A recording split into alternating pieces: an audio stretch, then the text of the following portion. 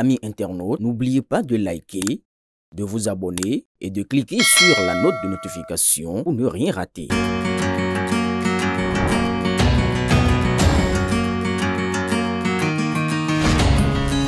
L'élégance africaine prend vie chez Brim Création d'Afrique.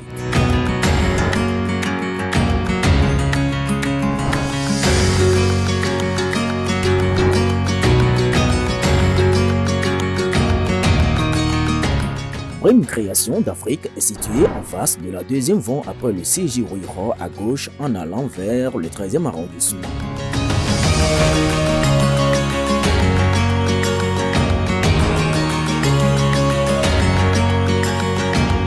Commandez dès aujourd'hui en nous contactant au plus 229 01 97 82 82 76 ou au 01 52 51 00 52.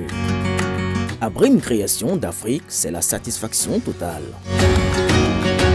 Bienvenue, chers téléspectateurs, à ce nouveau numéro de votre émission Confidence dans le Noir. De tous les prétendants, qu'ils soient cachés ou déclarés, il est le seul à exprimer officiellement son désir. Membre du parti du plus fidèle des collaborateurs du président Talon, devons-nous en déduire qu'il s'agit du candidat désiré de la rupture? Ou est-ce un subterfuge pour distraire l'opposition qui semble conditionner la désignation de ses représentants à la décision du système en place? Mesdames, Messieurs, bienvenue pour explorer ces différentes interrogations. Nous recevons pour vous Monsieur Fred Fouenou, candidat aux primaires de son parti, fer de lance de la jeunesse béninoise à cette présidentielle de 2026. Monsieur Fouenou, merci d'accepter notre invitation. Merci, Monsieur Tako. C'est un honneur d'être en face de vous. Bonne fête à vous, puisque nous fêtons le 65e anniversaire de l'accession de notre pays à la souveraineté internationale. Merci. Je crois que bonne fête à vous aussi et à tous les Béninois. Mais l'histoire de notre pays ne commence pas en 1960. C'est vrai qu'en 1960, nous a été transmis le rêve d'un État souverain. 65 ans après, on peut dire que nous avons connu nos ombres et nos lumières. Nous avons connu des avancées qui sont des avancées évidentes, des institutions stables, une démocratie multipartite. Depuis les années 60 ou bien récemment? À partir de 90, déjà, nous avons eu des institutions stables, une démocratie multipartite, et ces 10 dernières années, nous avons connu des réformes structurelles qui ont permis de lever le niveau de notre pays, des réformes en matière de santé, en matière d'infrastructure, en matière de gestion des finances publiques, dans plusieurs domaines. Donc les avancées sont réelles. Mais nous avons aussi des échecs qui sont perceptibles. Faible inclusion des jeunes, politisation excessive des élites. Sous le président Talon ou bien avant? Nous faisons le bilan des 65 ans. Oui, mais nous sommes parfois même trop jeunes, vous aussi, pour apprécier à sa juste valeur les 60 dernières années. Est-ce que vous n'allez pas limiter ça aux 10 dernières années pour permettre aux jeunes qui vous suivent d'appréhender un peu la situation? En tant que républicain, je prends l'histoire comme un bloc, comme un tout. L'État est une continuité. Ce que nous faisons aujourd'hui, les 10 dernières années de gestion du président Talon, c'est pour régler les problèmes qu'on aurait pu régler il y a 30 ans, il y a 40 ans, il y a 50 ans. Et donc, nous ne pourrons pas faire le bilan en nous arc-boutant uniquement sur les 10 ans de gestion du président Talon. Il ne s'agit pas de faire le temps d'une célébration nationale, le bilan de 10 années. Nous avons fêté 65 ans. 10 années n'auraient pas suffi, malgré toute la volonté et le génie du président Patrice Talon, de régler les problèmes. Il a fait ce qu'il a pu, consolider nos institutions, consolider notre démocratie, renforcer notre arsenal infrastructurel, nous doter de nouvelles politiques publiques. Mais il y a que, au bout des 10 ans, il reste encore des défis que 10 ans n'auraient pas suffi à régler. J'ai l'habitude de dire qu'on ne peut pas construire un pays comme on fait une expérience dans un laboratoire. Alors 10 ans, le président a fait l'essentiel, mais il y a la faible inclusion des jeunes. On sent une excessive politisation de nos élites. Et ensuite, il y a quand même une certaine fracture territoriale entre zones urbaines et zones rurales, entre population urbaine et population rurale, qui sont encore. Aujourd'hui, nous sommes tous fiers, après, au cours du mandat du président Talon, de ce qu'est devenu Cotonou, Porto-Novo, Ouida, Lokossa, Parakou, Nati-Tengou, mais il y a des régions comme qui quoi, attendent encore. tant qu'il reste à faire, il n'y a rien de fait. Non. Ceci dit, Tant qu'il reste à faire, est-ce beaucoup que de choses sont faites. cet anniversaire coïncide avec officiellement le dernier pour le magistère de Patrice Talon? Est-ce que cela a un cachet spécial selon vous? Si cachet spécial il y a, ça ne peut être que celui d'un homme qui savait déjà depuis longtemps que le temps est toujours plus fort que la volonté humaine.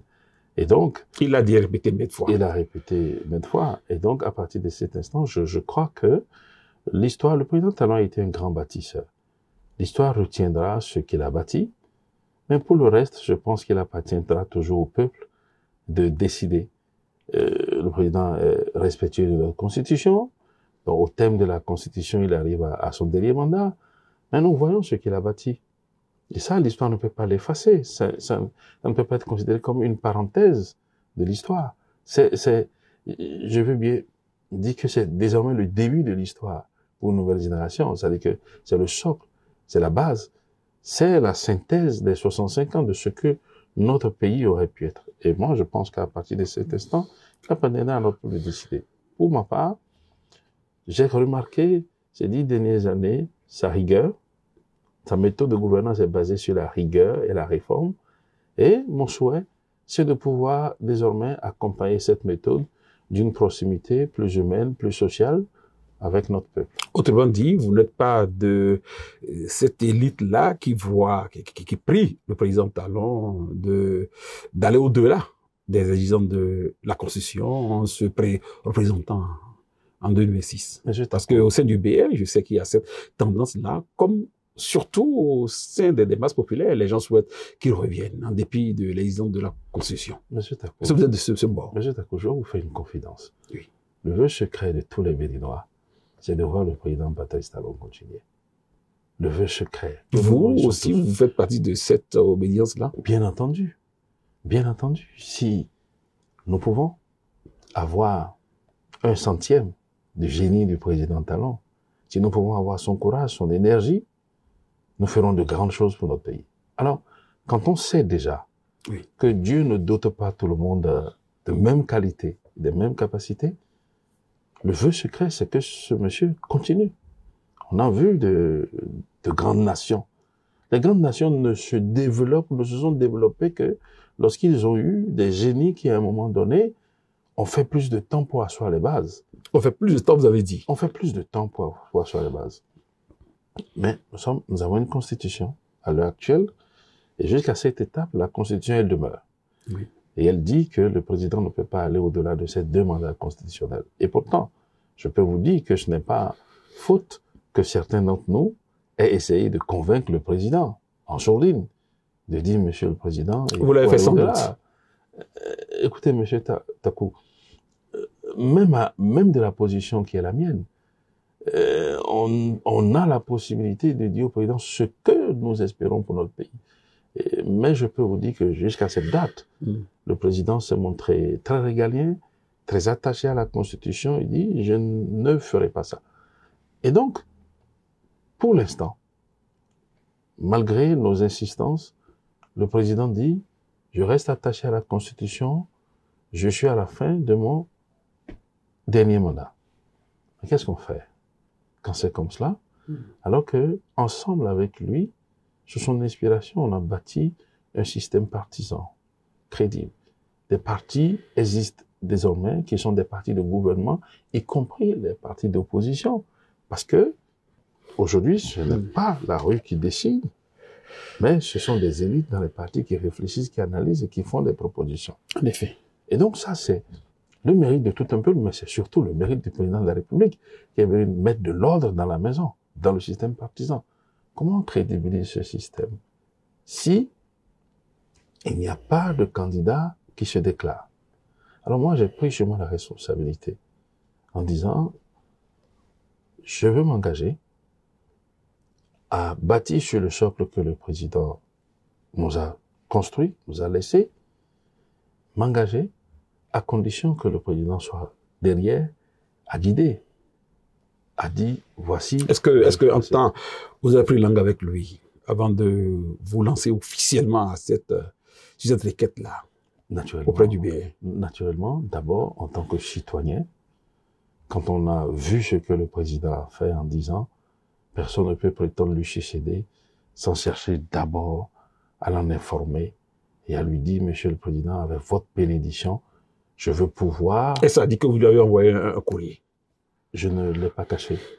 Je l'ai affirmé, j'ai envoyé un courrier au président de la République pour lui faire savoir l'intention, pour lui faire connaître la démarche au sein du parti, d'abord en tant que citoyen d'abord, et ensuite en tant que militant, membre de la majorité présidentielle, dont le président de la République est le chef suprême.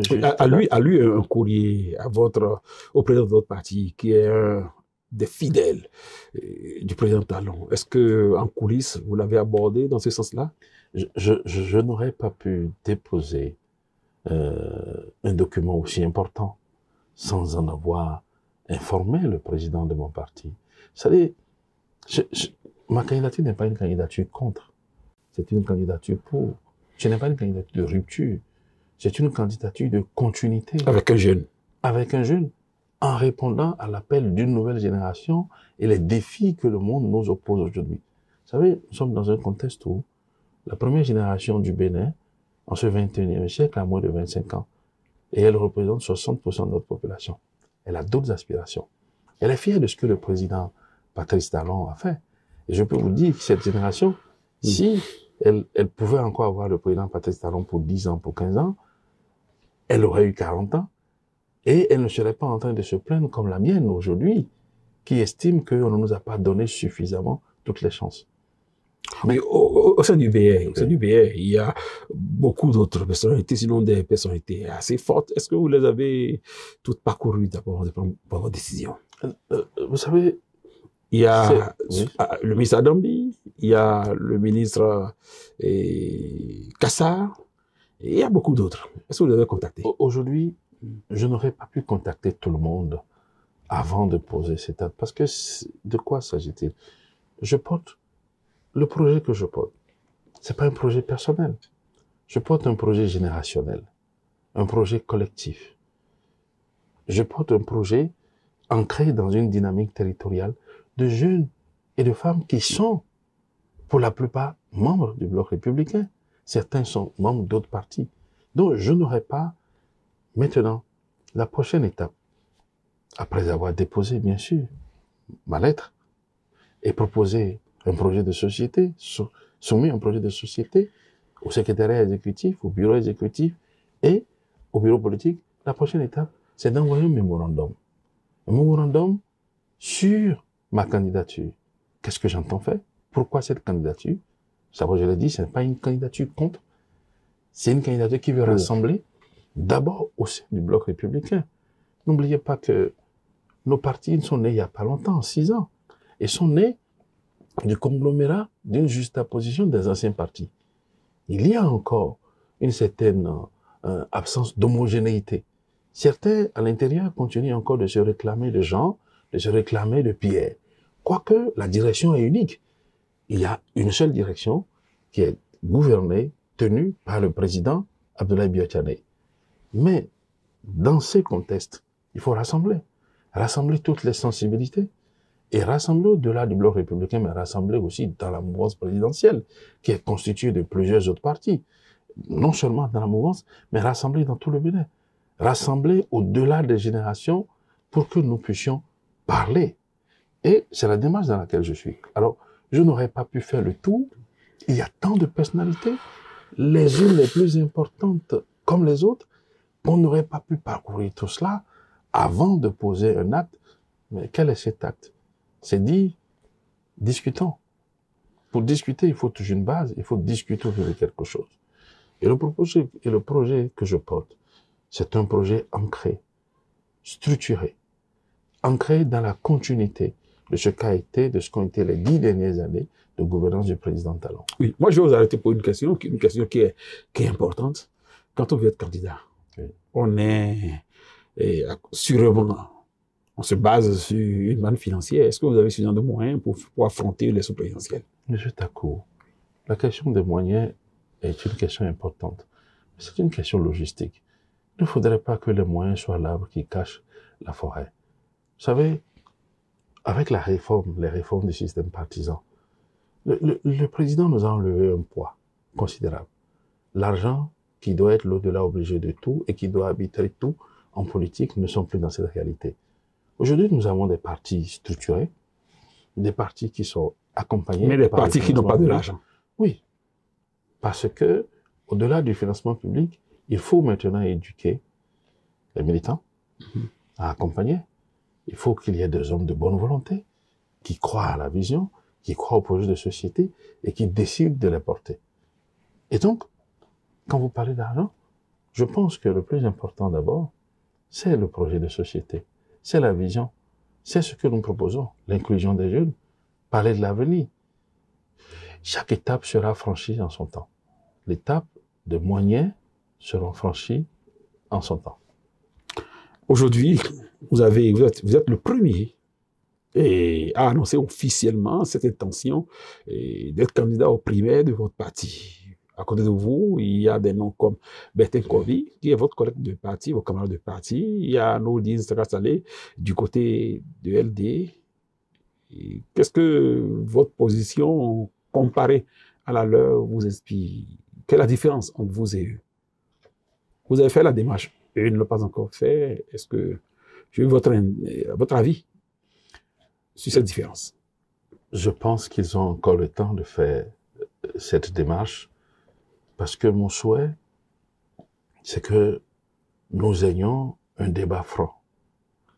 Nous ayons un débat sur notre pays. Nous parlons de 65 ans. C'est heureux que cet échange se tienne le jour de notre 505e anniversaire. Qu'est-ce que notre pays a traversé? Quelles ont été les victoires que nous avons remportées, surtout ces 10 dernières années? Que nous soyons de la mouvance ou de l'opposition, on ne peut pas, en toute honnêteté, s'engager à se mettre au service du Bénin et des Béninois sans avoir un bilan clair et net de ce qu'ont été les 65 ans en global, généralement, et de ce qu'ont été les 10 ans de gestion du président Patrice Talon. Parce que c'est les défis auxquels le président n'a pas eu le temps de répondre. C'est à ces défis qu'il faut répondre. On ne va pas reprendre le processus. Il y a une base qui est solide. Une bonne fondation. Une bonne fondation, comme je l'ai dit. La stabilisation de nos institutions, c'est ces 10 dernières années. Pas les réformes, la révision de la Constitution, le système partisan. Plus que jamais, nous avons des institutions stables. En fait, je veux dire, nous avons aujourd'hui stabilisé un État, consolidé un État. Qu'est-ce qu'il nous reste à faire, M. Takou? Il nous reste maintenant à créer une dynamique de transformer notre peuple. La transformation du peuple. Ça passe par des leviers. Et c'est sur ces leviers que je pense que le prochain cycle doit commencer. Mon souhait, c'est que le prochain cycle continue ou commence par quelqu'un comme le président de la République, le président Patrice Talon. Mais en son absence, je veux bien, avec ses conseils, avec son soutien, être celui qui poursuit l'œuvre. C'est dans cette démarche que je suis. C'est pourquoi je propose ce projet. Un Bénin, oui, juste, en termes de projet, parce que pour le moment, nous sommes à l'étape d'une candidature au primaire d'un parti politique. Oui. Est-ce que vous serez d'avis, par exemple, si j'initiais une émission à 3 avec votre camarade Bertin Kovi, vous serez d'accord afin que chacun de vous argumente ses intentions pour être candidat à la candidature au sein du bloc républicain? Vous serez d'accord? Monsieur Takou, les Béninois ont besoin de clarté. Nos compatriotes veulent comprendre les grands choix et les grandes orientations. Et les dirigeants de notre parti aussi ont besoin de savoir ce que nous proposons au parti. Je précise que le projet que j'ai déposé, c'est pas un projet qui est soumis déjà à l'appréciation des Béninois. C'est un projet qui est soumis au parti politique. Le parti a la largesse de faire toutes les corrections, de retirer ce qu'il veut, d'analyser ce qu'il veut, en fonction de nos orientations, des orientations de la majorité présidentielle, de ce que nous voulons proposer au Bédouin. Parce que de toutes les manières, le projet, il y rentre comme le projet. Oui. Si je comprends bien, vous êtes d'accord que la semaine prochaine, je pourrais peut-être vous inviter avec Bertin Kovi à un échange. Monsieur Takou, si vous m'invitez à échanger avec Dr Kovi ou avec qui que ce soit, je me rendrai disponible. Je peux dire que l'invitation est ainsi lancée à Nourdine Saleh, qui est aussi candidat à la candidature au sein du parti Les Démocrates. Nous allons, par voie de courrier, mettre tout ça là en forme afin de permettre à nos compatriotes de bien faire la part des choses, de bien suivre les choses. On continue nos échanges, Monsieur Renou. Peut-on avoir une idée sur celui que vous envisagez comme vos policiers ou policiers? Au cas où le parti va porter votre candidature. Ah non, vous savez, Monsieur Takou, la décision de porter des candidats aux élections présidentielles revient au parti. Moi, j'ai proposé ma candidature au parti. Votre personne? Oui. Non, il appartient. Dans votre dossier, est-ce que vous avez déjà prévu un policier ou une policière? J'y ai pensé. Parce que nous allons aujourd'hui pratiquer. Parce que la Constitution dit que c'est un duo qui se présente. Oui. On y pense. Mais il n'y a pas de proposition dans ce sens à faire. Puisque, en définitive, le parti peut dire aussi, Monsieur Kwenou, nous voudrons bien vous accompagner, mais nous voudrons que vous soyez à cette position. Je n'impose pas une position au parti. Vous comprenez? Je propose une candidature qui peut rassembler au-delà des clivages aujourd'hui, qui peut parler à tout le monde, qui peut parler surtout à la jeunesse. Et c'est cette candidature que je propose. Et donc, il appartiendra au parti de dire, en fin de compte, comment constituer la liste, comment constituer ce duo, qui sera dans ce duo, voilà, quelle sera la position de chacun. Autrement dit, s'il vous est accepté d'être candidat et que vous soyez peut-être le policier de candidat, vous l'acceptez. Si le parti pense que c'est ce qui est bon pour le parti et pour la nation, je n'aurai pas d'autre choix. Parce que je souscris aux règles internes. Je souscris à la discipline interne. Bien que je crois que mes chances d'être candidat de notre parti soient réelles. Parce que, Monsieur Takou, je ne suis pas un accident de la politique. Je suis une construction républicaine. Ça fait 20 ans que je suis dans le sérail. C'est vrai que dans ma candidature aujourd'hui, il y a quelque chose qui crispe le politiquement correct. Parce que le format auquel nous sommes habitués, c'est qu'on voit que les prétendants à la succession d'un président de la République, soit des gens soit des ministres en fonction, des députés, anciens ministres, anciens députés, ou anciens présidents d'institutions. Mais M. Takou, ce que les Béninois cherchent, ce n'est pas un titre, c'est une vision, c'est un projet, et surtout une vision qui pourra s'enchaîner dans ce qu'ils ont vu les 10 dernières années de la part du président de la République. Avant que le président Talon arrive, il n'avait jamais été ministre, il n'avait jamais été député, il n'avait même jamais été acteur politique. Pourtant, les Béninois lui ont fait confiance sur quelle base? Sur la base de son projet, sur la base de sa vision, sur la base de sa parole. Et non pas regretter, il a fait un bon passage, il est en train de faire un bon passage. Monsieur Kwenou, avant d'arriver à cette décision, vous avez certainement capté auprès d'icônes pour construire, vous, votre format. Je vais citer quelques noms d'autorités, de personnalités. Vous allez me donner votre avis, ce que vous détestez ou rejetez sur la personne, ce qui vous capte le plus. Je vais commencer par le président Nicéphore Zézé Soklo. Qu'est-ce qu'il représente pour vous? Qu'est-ce qu'il y a en lui que vous voulez coûte que coûte avoir et ce que vous rejetez en lui? C'est un intellectuel confirmé. Vous savez, le président Soklo m'a fait l'honneur de m'appeler il y a quelques mois. Après qu'il ait lu dans la presse une de mes tribunes, de publications. Et j'ai été sidéré par sa densité. Et le président Soklo, c'est une référence. Il m'a montré que la culture intellectuelle ne sera jamais vaine, que l'engagement à plus de rigueur intellectuelle, de discipline, ne sera jamais un engagement vain. Voilà. Et qu'est-ce que vous rejetez quand vous prenez la personnalité?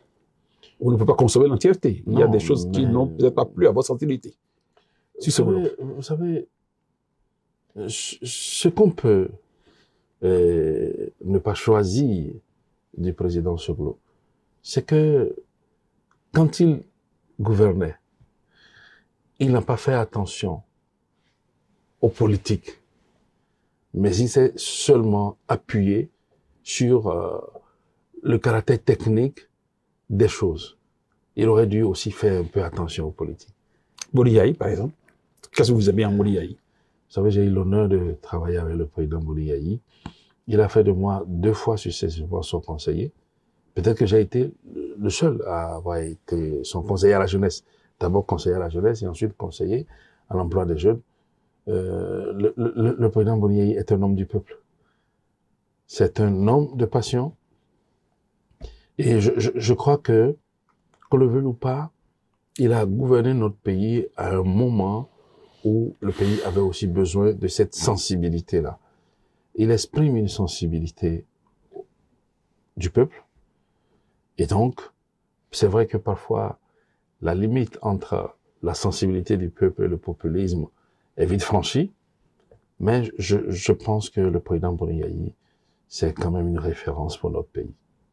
Je devais commencer par feu Mathieu Kérékou, je reviens à lui. Le président Mathieu Kérékou, perd son âme, bien sûr. Mm. Aujourd'hui, je suis là après 20 ans.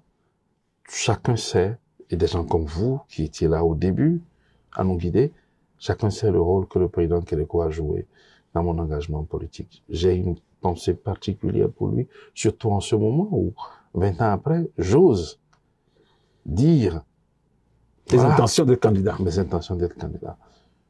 Je crois que le président Kérékou, c'est une grande icône de notre pays. D'abord, un militaire, un stratège, et ensuite, un grand homme d'État qui sait jouer à l'équilibre et qui sait comment se retirer le moment venu pour ne pas mettre en difficulté toute une nation. Je crois que aujourd'hui, qu'on le veuille ou pas, quand vous prenez le président Talon, vous y voyez une certaine forme du président Kérékou. L'élégance dans la gestion de l'État, la finesse dans sa manière de faire, et ensuite, le silence et le recul nécessaire. Et qu'est-ce que vous lui reprochez? Au président Kérékou? Oui. Qu'est-ce que je pourrais reprocher au président Kérékou? Il n'est plus parmi nous. S'il était encore ici, je pourrais le dire, mais il n'est plus parmi nous. Tout ce que je peux dire, c'est honorer sa mémoire et avoir une pieuse pensée pour lui. Et feu Zissou, que vous l'avez certainement pas connu. Ah, j'ai cru entendre que le président Zissou était d'un grand visionnaire, mais incompris de son temps. Un peu comme le président Talon l'a été aussi. Vous savez, il y a certaines âmes, je parlerai en termes d'âmes, qui sont en avance sur leur temps. Et je crois que, voilà, un peu, ce qu'on reproche à tort ou à raison au président Patrice Talon, c'est ce qu'on a pu reprocher au président Kérékou, c'est ce qu'on a pu reprocher au président Zissou. Des gens qui étaient visionnaires et qui voyaient les choses avant tout le monde, qui avaient ce flair, ce feeling, c'est à croire qu'ils voyaient dans l'invisible et qu'ils se préparaient avant que les choses n'arrivent. Ça, c'est une grâce divine, c'est un don de Dieu. Je n'ai pas connu le président Zissou, mais je crois que, à travers le président Talon, j'ai vu ses traits. Les anciens avec lesquels je parle me disent, le président Talon, c'est un mélange de Zissou, de Kérékou, de Soglo, et peut-être même un peu de Yahi. J'ai un ancien qui m'a confié cela un jour, et ça m'a fait sourire. J'ai dit oui, c'est peut-être ça. Et c'est en cela que je pense que le destin a inspiré le président Talon pour qu'il arrive pratiquement à la fin des 65 ans, qu'il soit la synthèse de tout ce que les autres ont pu rêver et n'ont pas pu, de tout ce qu'ils ont engagé et n'ont pas terminé, tout ce qu'ils ont fait à moitié, tout ce que le temps ou les circonstances, parce que les gouvernances ne se ressemblent pas. Chacun dirige à une époque donnée, avec ses défis, avec ses circonstances, avec le peuple qu'il a en face de lui. Je crois que c'est ça, ce génie. Le président Talon est votre icône, c'est votre idole, mais il n'est pas Dieu. Il est fait aussi d'une partie un peu qui n'est pas parfaite. Qu'est-ce que vous reprochez de la gestion Talon? Est-ce que vous avez retenu de la gestion Talon? Qu'est-ce que vous pouvez reprocher à l'homme? Sincèrement, c'est pas facile comme question. Ouais, je sais. Vous savez, je suis franc. Et le président Talon sait que je suis Il adore la sincère. franchise. Vous savez, ce que personnellement, moi, je reproche au président Talon, c'est beaucoup plus une qualité qu'un défaut. C'est son assurance. Il est trop sûr de lui. Et quand on est trop sûr de soi, on avance, même contre le gré de ceux qui sont autour de soi. C'est peut-être la faiblesse du président. Il a toujours été quelqu'un qui était trop sûr de lui. Il avait des certitudes absolues, même en avance sur ses propres collaborateurs. Et donc, il ne s'autorisait pas de doute. Il aurait été forcément un grand homme religieux, parce que c'est ça la foi. La foi. Avancer, espérant contre toute espérance. Donc, voilà ce qu'on peut reprocher au président. Quand on réfléchit, et quand on est un homme lucide, tout ce qu'on peut lui reprocher, c'est d'avoir été un homme trop sûr de lui. À chaque étape, dans chaque décision qu'il prend, il savait que c'était la bonne décision. Il savait que ça pouvait ne pas être compris aujourd'hui, que ça pouvait susciter de l'impopularité. Mais je crois que c'est un monsieur qui ne s'est jamais soucié de son impopularité. Oui, je ne vais pas boucler cette partie sans évoquer le nom du président de votre parti, le ministre d'État Blaise Diagne. Ah, le ministre d'État Blaise Diagne. Je le lui ai dit, et il sait, j'ai connu le ministre d'État Blaise Diagne quand il était ministre des Finances du président Kérékou. C'était une époque compliquée pour l'économie béninoise. On n'était même pas éligible pour être accompagné. Mais quand il est venu, parce qu'il était à l'extérieur, quand on l'a appelé, vous avez vu ce qu'il a fait. Il a posé les bases de la modernisation des finances publiques de notre pays, de la gestion économique de notre pays. C'est lui. Ça, on ne peut pas le lui retirer. Et son parcours à la BOAD, à l'UMOA, et au FMI, montre quel genre d'homme il est. Je crois que c'est un cadre extraordinaire, mais qui, j'ai comme l'impression qu'il n'aurait pas pu être un bon politique, mais un véritable cadre. Un bon politique parce que il est trop observateur, il est trop silencieux, il prend ses décisions. Il n'est pas harangueur. Oui, il prend ses décisions dans une froideur qui ne dit pas son nom. Du serpent. Vraiment.